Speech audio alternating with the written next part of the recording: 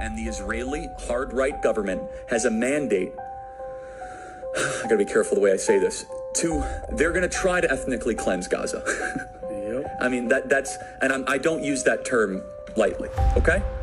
They're talking about basically removing 2.5 million people from there, okay?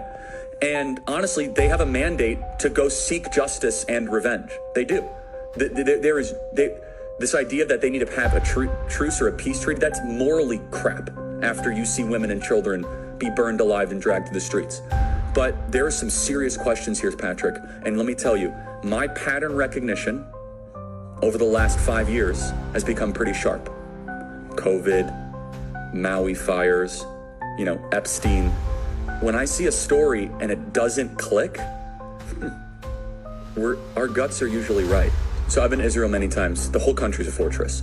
When I first heard this story, I still had the same gut instinct that I did initially. I find this very hard to believe. I've been to that Gaza border. You cannot go 10 feet without running into a 19-year-old with an AR-15 or an automatic machine gun that is an IDF soldier, right? The whole country is surveilled.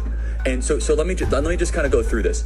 We don't talk about Israeli politics very often, and most Americans don't know this. The last 9 months, Israel is on the brink of civil war. It's not an exaggeration. This judicial stuff, there were hundreds of thousands of Israelis taking to the streets because Bibi Netanyahu was basically redefining the Israeli constitution. That's not an exaggeration, right? He said the judicial branch has too much power. There were protests planned this week against Netanyahu, where they anticipated tens of thousands of people to take to the streets. That's all gone, Patrick. Netanyahu now has an emergency government and a mandate to lead. I'm not willing to go so far that saying that Netanyahu knew or there was intelligence here, but I think some questions need to be asked. Was there a stand down order? Was there a stand down order? 6 hours?